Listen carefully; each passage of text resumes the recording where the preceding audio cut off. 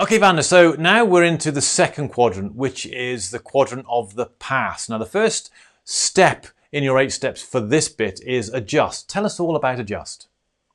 Yes, this is a step people often question, but it's also, I think, one of the most important ones. What you're doing is running like a video for the past 24 hours, and you're looking at everything that you've done and said and thought. And in this step, what you're saying is there anything I would have rather said instead of what I did, rather done instead of what I've done? You're looking for opportunities not to be cross with yourself and say, oh, bad me, look bad, I've done that wrong again, but to say, how would I have preferred it was? How would I like to change? What little incremental steps can I begin to put in place to make me the person I would rather be?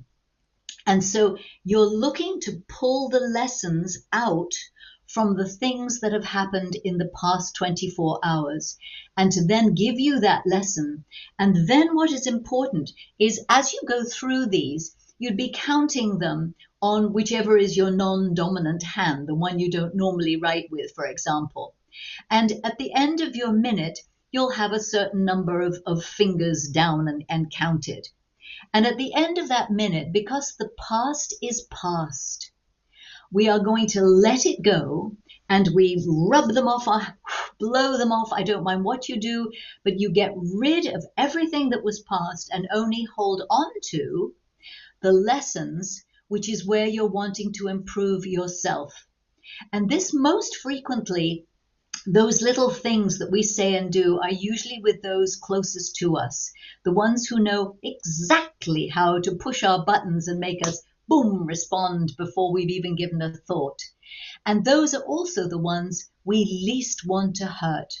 And so if we can start to very slowly put little steps of what we would rather do than what we did do, we are just adjusting, tweaking, adjusting to be more the person we would like to be.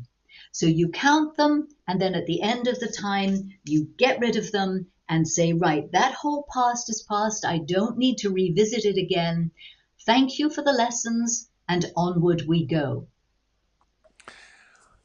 The question that jumps out to me straight away is why the non-dominant hand? Well, because coming up, we'll be using the dominant hand for something else. And Right. so it's just the one that we tend not to think so much of, the one we don't tend to focus on. And if you're ambidextrous, well, then you can pick one hand and just make sure on the next step you use the other hand. So if there wasn't any more connection than that. What advice would you give to someone who maybe have a tendency for beating themselves up when they're reflecting back on the things that I shouldn't have done that, or I should have been better there? Because I know certainly it's something I sometimes suffer from. But what advice would you give to someone who might have a tendency to that? Because I would imagine that could derail the process if you let it take over. And that is where you need a little discipline of yourself, because that's a really easy one to do and you can do it at any time during the day. And so immediately you go, whoa, stop here for a moment.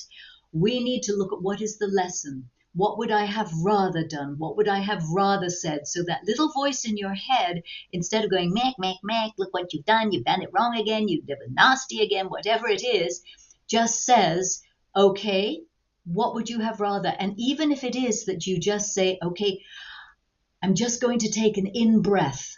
The next time that person pushes the button and I go to respond, what I'm going to do is take a breath, not the whole square breath, but just even one breath in. So you begin incrementally to begin to see, make my behaviors be what I would choose them to be. And we'll all slip up.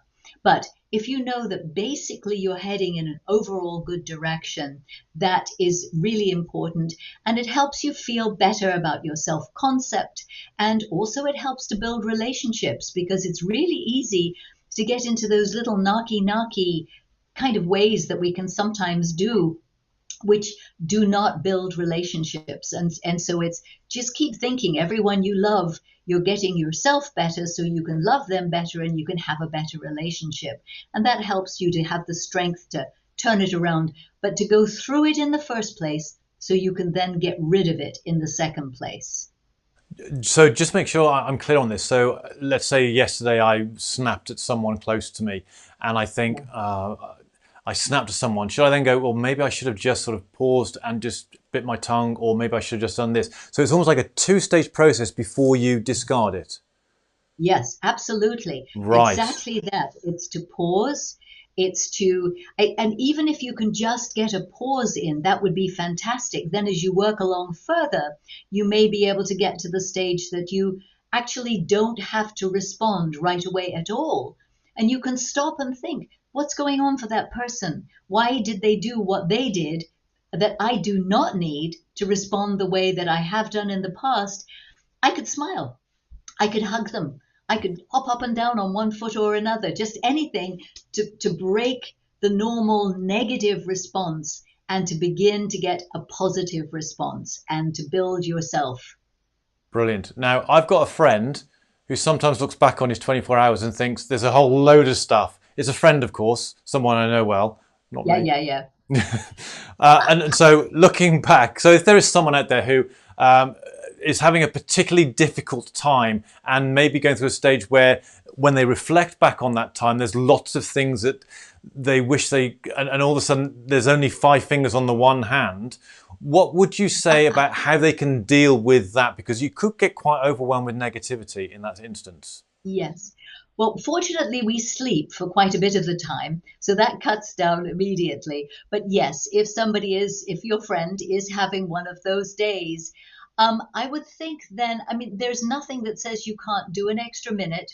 Although, really, what I would prefer is that you pick one or two, the ones that are maybe with the most important people to you, and just concentrate on those because you can't fix everything and it's not going to stay fixed. And so you might as well just pick on something that you think, here's something where I can make a little bit of difference, and pick on couple, two, three, four maximum, and then let everything else go. There's another day. You can start working on those then.